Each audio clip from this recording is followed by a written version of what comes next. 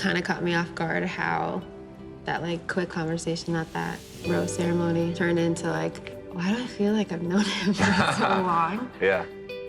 But I guess that's exactly what I'm looking for, and that's exactly what I want, so. You've been so patient and so appreciative of you being here, and I'm excited to just know more about you. Yes, absolutely. What made you want to get into teaching and education? From a young age, I just always wanted to help those around me. And as I got older, I realized that you can enter a passion of work that allows you to do that every day. I'm able to go to work and I know that I'm making a difference. Some days it doesn't feel like that when you get home. Yeah. But I'm constantly thinking about like my students and what kind of year it is with the pandemic and everything at George Floyd in Minnesota this past spring. It was very close to home, and so it's been a really difficult year for my students, especially my students of color, and wanting to make sure that I can be there for them. I mean, I can't imagine what your students must have been going through, and you're trying to teach them, and they're at home, you can't hug them and comfort them. Like, what was that like?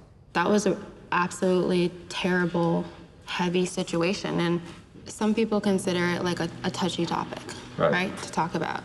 But parents wanted to have that conversation. Yeah. You know what I mean? Like, that's a start somewhere, is that they're really seeing this is a conversation that we actually need to sit down and have. As an educator, that's another one of the things I love about you, that you have a heart for these students and you see that the work you're doing is going to shape a generation. I think it's also important to change those lives of those students, and the first thing I think of like is everything that you're doing with your food tours, and we talked a little about like the achievement gap and the opportunity gap, and it was really cool to tap into that. And I don't want to just pass the time. I want to make a change so that when I'm not here anymore, I impacted people. Right. You know, people don't necessarily always remember what you say, but they for sure definitely remember how you made them feel. Maya Angelou? You clearly know. I'm impressed. It's one of my favorite quotes. Wow, I mean, I'm overwhelmed in a very good way. The conversation with Michelle is flowing a lot smoother than some of the women who have been in the house for 4 weeks now. We're able to have fun, go up in hot air balloons, have this great experience during the day, and then we're able to really dig deep and then talk about things that matter and things that are going to affect the future.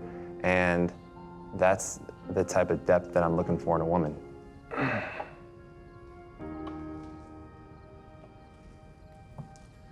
I don't want to scare you, but I wouldn't be here if I wasn't serious about finding a wife.